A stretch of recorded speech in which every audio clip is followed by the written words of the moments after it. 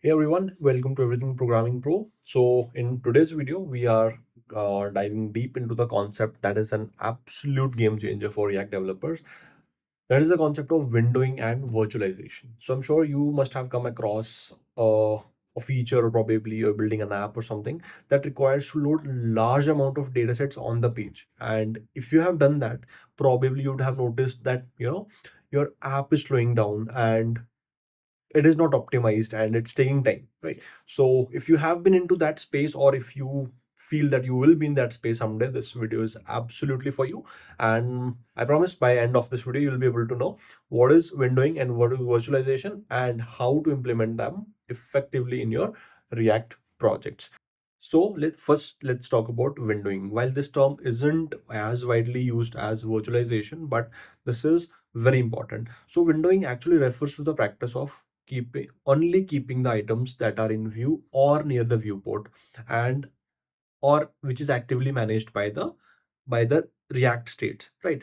Items that are out of the viewport are ignored and they are handled very differently. Imagine you're scrolling through a list of 10,000 items and without optimization, and React renders each single one of them on the UI. If you are not using the concept of windowing or virtualization, React will render each of those 10,000 items, even if you just wanted to see the top 10 or maybe the top 20, top 30, top 100. There was no reason to actually render all of those 10,000 items. So what happens is this clearly leads to very poor performance and unnecessarily memory usage of your Chrome tabs, your Edge, your Safari. So all of that actually takes a hit on your app, right? So with windowing, we actually tackle this by managing the visible items dynamically. And this concept feeds directly into virtualization, right? So which takes it to the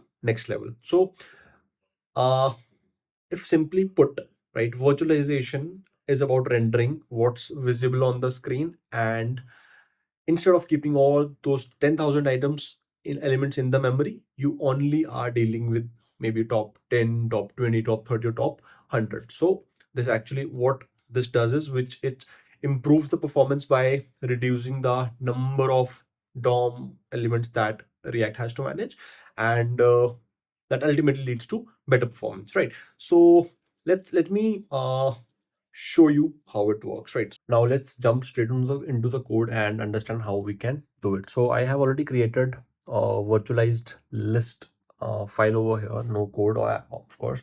If you are on Code Sandbox, or sorry, on VS Code, simply do npm I and use React window. So this is the package that we are going to use for implementation of windowing and virtualization. So I'll simply export const virtualized list, I'll write, and this will simply be returning a div, right? And just to see if it's working or not, we'll write list over here, we'll save it, we'll copy this and go to app and simply paste it here, and Code Sandbox will automatically import it and we can see list as here. So now comes the main part where we will actually return the list. So first of all, we have to create a component which will actually act as the list item. So I'll create a component row. So row is again going to be a component which will ultimately return us a div, right? So but there is a catch, a small catch. What? So just look at this one. So here we will give a index and we will give a style. I'll tell you why. So style will go to style, and this we can write row and then index. So this will actually render list, right, a list of items, right? So we will have row 1, row 2, row 3, row 4, just like that. Now since this is going to be, so the items in the list are going to be of the same height. So no variable height, no variable width, they will be of the same style. So for that we have to import a fixed size list. Fixed size list. And where we have to import it from? Import it from react react window.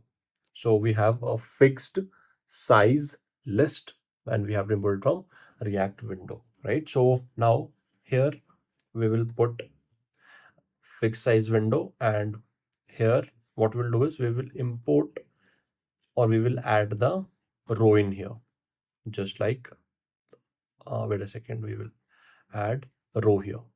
So now it says an invalid. Okay, is it not showing anything? It says an invalid height prop has been specified, because now we have to specify height of the container. So for height, I'll simply write height is equal to maybe 600 pixels, right?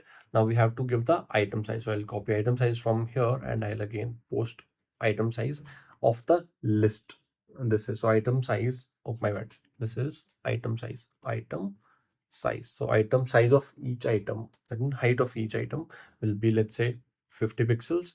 And then what the next item is, the width of each item, let's say it is 300 pixels. And now we are left with one more item, that is the count of items, count item count. And this is going to be, let's say, I'm putting around 10,000, sorry, 1,000 items. So right now you can see we have actually loaded a list, a virtualized or a windowed list, where we actually have 10,000 items straight into the DOM. You can see, if you see, you probably are seeing that these things are coming in the DOM. They are not directly rendered, right? So this was the example where this is how you do it. So this row item will be your, maybe it's a card, right? Or maybe it's something, some list item that you're going to render, right? So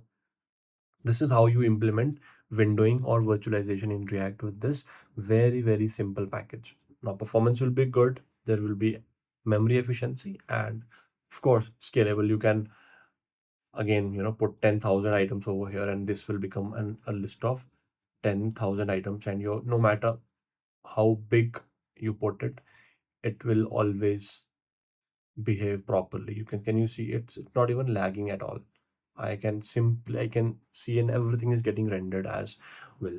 So in next part of the video, I am going to give an example of a list where the height of the items is variable, that is size is variable. How do we deal with that? For that, we have a, here we had a fixed size list. There will be, with there we will have a